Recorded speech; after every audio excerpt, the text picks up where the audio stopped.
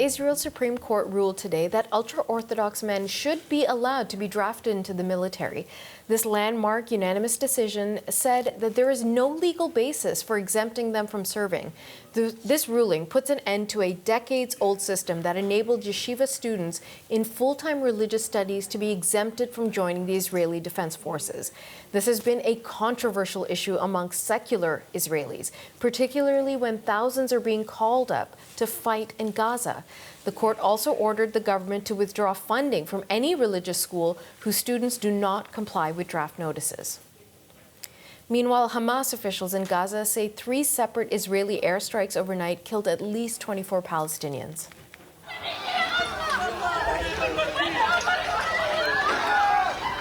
The Israeli attacks reportedly hit 2 schools and a home in Gaza City.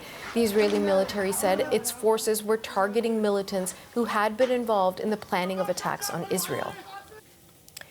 Well, a new survey is out on the views many Canadians have on the war in Gaza. The majority of people questioned said they support both Israel's existence and the need for a Palestinian state. CBC's Marianne Demain has combed through the results. Marianne, more than 1,800 Canadians were questioned. What were some of the key findings?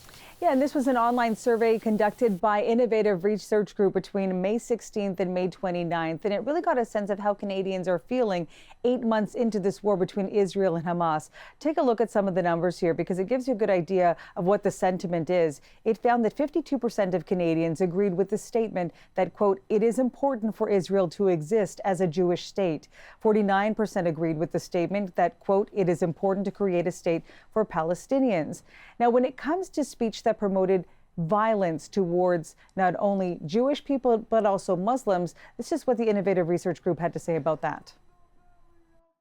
I do think it is really good news that Palestinians, pro-Palestinian supporters, are very much opposed to threats of violence against Jews, and that Jews are very much against threats of violence against pro-Palestinians. And as for what this online survey did not ask about, it did not have any questions about Hamas or the Israeli government. Okay, let's talk about the Canadian protests and how those are being received by those who took part in the survey. Yeah, because we've been covering not only the protests on campus here in Canada, but also in the United States. And many of those who were part of this survey were asked about how they feel about not only pro-Palestinian protests, but also pro-Israeli protests. So take a look at the numbers here because it also gives you a sense of how people are feeling. 37% oppose pro-Palestinian encampments that don't interfere with student and education activities. 38% oppose pro-Israel encampments that don't interfere with education and campus activities. Meanwhile, 63% oppose disruptive pro-Palestinian protests, and 64% oppose disruptive pro-Israel protests on campus. So that's an interesting take as well. But we have seen the encampments that remain not only at the University of McGill in Montreal, but also at the University of Toronto. In both of those cases, both schools did request an injunction for those encampments to be cleared. A judge did not grant that request for McGill University, but as for the University of Toronto, Natasha, that does remain before the courts. CBC's Marianne Demain, thank you so much.